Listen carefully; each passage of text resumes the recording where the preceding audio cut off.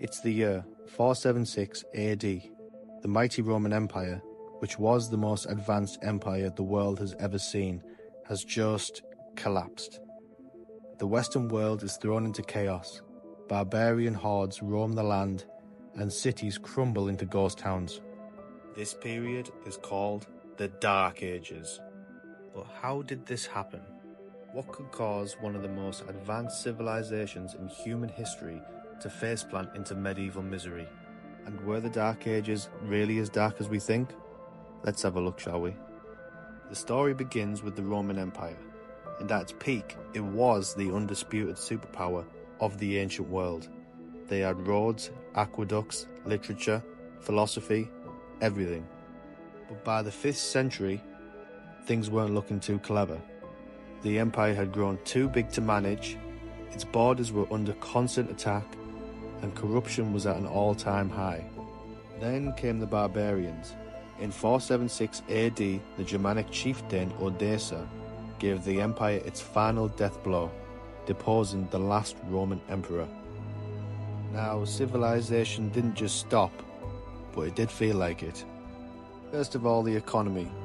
The fall of Rome meant trade routes broke down faster than your Wi-Fi during a storm. Cities were abandoned and people moved to the countryside to grow their own food, which sounds cozy, but was actually terrible for innovation. Then came the invaders.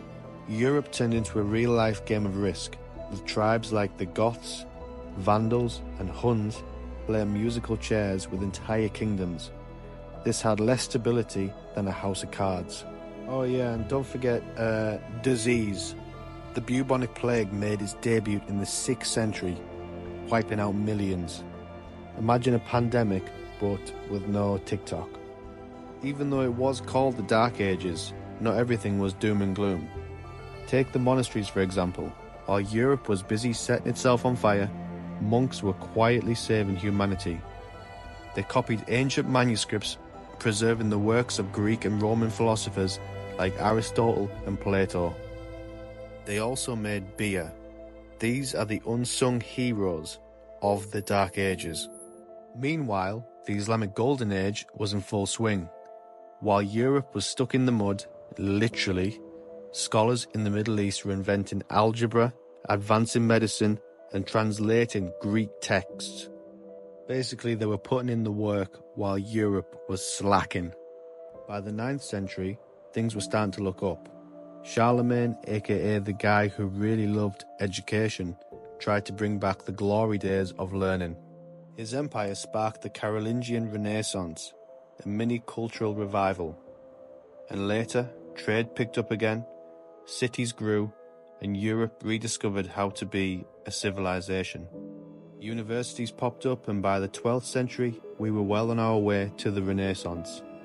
It was almost as if Europe had finally woke up and remembered who the hell it is. So, to sum it up, the Dark Ages were caused by a perfect storm of bad luck, political collapse, economic breakdown, invasions, and disease. But let's not forget, they weren't as dark as they're often portrayed. Of course, people forgot how to build aqueducts and abandoned cities, but they also laid the groundwork for future progress. Think of it like humanity's awkward teenage phase. Messy, confusing, but ultimately necessary. So were the Dark Ages really dark? The answer, as always, is it's complicated. But one thing is for sure. History isn't just about the highlights. It's about how humanity stumbles, falls, and eventually finds its way again. Thanks for watching, and remember, the past might be dark, but the future is always bright, if we learn from it. Don't forget to like, subscribe, and let me know in the comments what historical mystery you'd like me to uncover next. Until next time, stay curious.